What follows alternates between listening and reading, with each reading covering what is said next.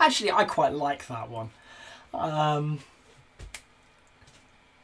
Does enforcing the Scrum process not directly contradict that Agile value, people over process, individuals and interactions over processes and tools? Yes, enforcing Scrum does. Absolutely. Okay. When we look at that value, when I'm teaching it in a class and things, we'll very often have the conversation, well, think of it, in our world, complex product development, solving problems that are intrinsically wicked. The processes are going to help. The tools are going to help. So the process you create using the Scrum framework is going to help. But only if it supports the people, the individuals and their interactions. A great team will find its way with or without a process. It will create its own. Okay. But a bad team might get to mediocre with a process, but they're unlikely to solve that problem or solve it well, at least. Okay. And this is the issue. Many people who are thinking of this, we can enforce Scrum, we can make people do it, okay, are missing the point. In the simple world, in the complicated world to some extent, somebody can sit down, they can map out a process and just tell you to follow the steps. The individuals and interactions doesn't matter, it's all about the process. Back in the day, when I was at university, I spent some time working for a car manufacturer on a factory line. I lasted 3 days before they fired me, because they hired my hands and my right foot. They got all of me, including my gob. And I was sat there for 3 days making clutch plates, and I got bored, and I started looking for ways to improve the process and talking to people and doing what I do for a living today. They didn't like that. They didn't hire that. They hired me to do what they wanted. Okay. In those situations, it's not about individuals and interactions. I think they genuinely would have rathered a robot than a John in the building at that time. In fact, it's not. I think they fired me. Because it's all about the process. Just do as you're told, follow it, and you will get a good enough answer every single time. Great, but we're not in a repeating situation. We're solving these problems once, and then they're done. It's never coming back. So it's about creating an environment where the team can excel, and the processes and the tools support them in their excellence. So we don't enforce Scrum. It is absolutely counter to the Agile Manifesto. It's also counter to the Scrum Guide.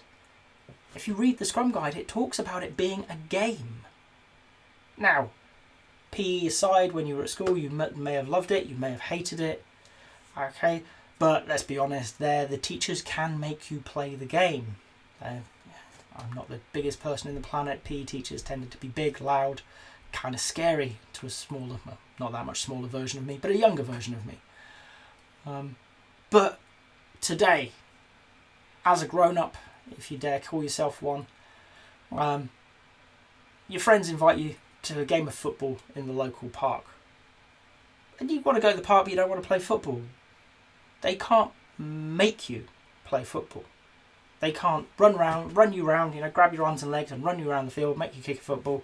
Way too much effort. You could just stand there and go, no, I don't want to. And that's the whole point.